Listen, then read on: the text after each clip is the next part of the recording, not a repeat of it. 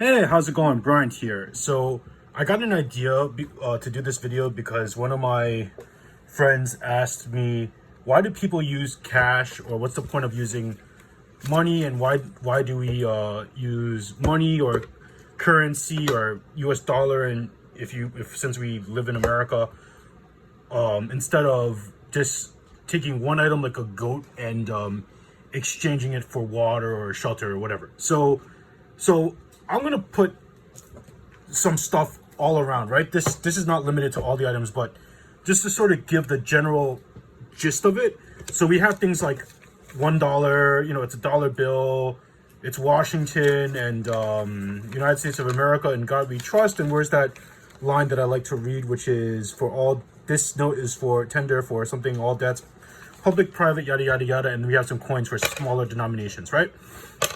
So first and foremost, to my understanding, long time ago, if let's say you wanted, some person had cloth or whatever, and some person had an apple, you would exchange, like, I don't know, a shirt or water for an orange, or you would do a direct exchange. But that's not practical, because let's say you had a goat and someone only needed a little bit of goat, and the other person only had an apple, but the other person wanted something else and not the apple, and maybe that person wanted oil or rocks instead. And then like let's say in a scenario, let's remove cash for a second. Let's say I have this Homer Simpson, and this person with the orange wants the Homer Simpson thing, but I don't want the orange. So what, maybe the Homer Simpson thing wants this beat up Pokemon book, but this beat up Pokemon book doesn't want the Homer Simpson thing, it wants an orange. So what happens is that the Pokemon book and the orange have to trade now, and then this person that wanted an orange gets an orange, and now this person now takes the Pokemon book and then changes it for the Homer Simpson. So it creates inefficiencies in the system in trading. So you introduce more variables to it. Let's say you have 4 items instead of 3, and this person with the Pokemon book wants an orange, but the orange doesn't want the Pokemon book because they don't consider it an equal trade.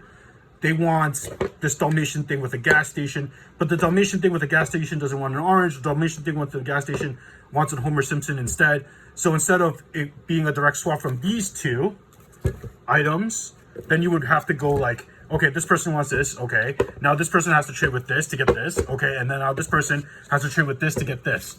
So imagine that kind of inefficiency having to happen with, instead of 4 items, 5 items, instead of 5 items, 1,000 items, instead of 1,000 items, 1,000,000 items, because not everyone wants the same thing.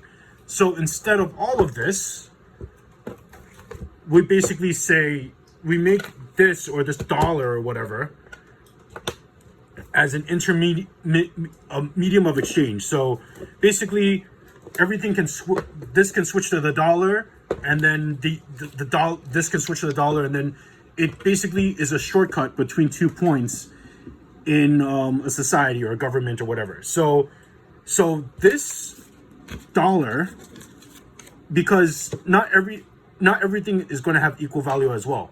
Like someone selling a car doesn't have use for like 10,000 oranges, because the oranges after 5 days or 3 days will go bad, and then 40,000 oranges are going to be done in the gutter and then gone. It's going to be rotten and of no use. So the society decides that we are, as a society, are going to agree that money or cash is going to be acceptable value to trade amongst all of us. So people are going to trade labor, like if they're working, like let's say they're a doctor or a lawyer or accountant or whatever, and they're not producing a physical material good like this Chase Funko Pop, but they'll do your taxes for you. Or one person will be a doctor, and so on and so forth. So they need a way to engage in the system of bartering as efficiently as possible. So money was created to be that efficient system. That's sort of the reason why this exists. Back in the day, why they would use probably like silver. or gold or whatever it is. But gold over like 7 billion people is not really efficient, and there might not be a lot of it. So you have to mine it. You gotta go and actually mine it, refine it, and then bring it all around and prove whether or not it's real or so on and so forth. And then it can be counterfeit, and then a whole list of other problems comes from that. So we took money off of the gold or precious metal standard a while ago because there wasn't enough of it to go around. So we'll decide that we'll just make money as is. Now, a few pros and cons of it. A con is that if the system of government or governance isn't honest, like for example, what happened in Zimbabwe where they had inflation and they started printing $100 trillion bills. That $100 trillion bills that they printed is worth less than like $1. Like they could slap on as many zeros as they want, because at the end of the day, it's whether or not the system of people operating believe and value and trust the integrity of this, which means things like if you have 50 million of them out of thin air, then there's no scarcity factor, then it becomes less and less valuable. That's sort of inflation. So like if every year they suddenly like double the US dollar, like the government decides to print an extra dollar for everything, then it would essentially devalue the dollar in the system if they just like suddenly doubled it, because all things return to a sort of equilibrium or normal.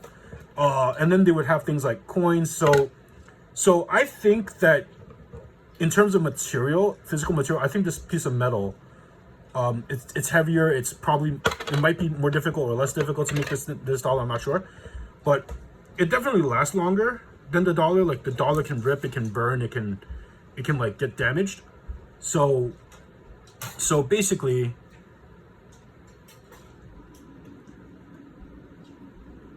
you can basically have then they'll have like counterfeit measures like ridges, so you don't like polish it off. And they kept these ridges, so like before the quarters were made with silver, so you would basically, people would like shave it off, and then they took it off of being made with silver like this because the precious metal was precious, and then they just kept it into, I don't know what metals they use for this anymore. I completely forgot. And then you have printed dollar, and then basically you have to have some features of it that make it difficult just to put it in a photocopy machine and print. So then you have to believe that it's authentic, you have to believe that it's real, so on and so forth. So basically the government has to create a system of currency that people will transact in, that they, at the end of the day, socially and society-wise, agree to transact in that currency that they issue. And that's basically a small gist of why we use paper currency and what efficiencies it does. What the problem ends is that, of course, in of itself, it's just paper, or in this case, it's made out of like the same fabric as jeans, I think, like some sort of nylon or some sort of fabric, and ink. And that's why we have paper currency.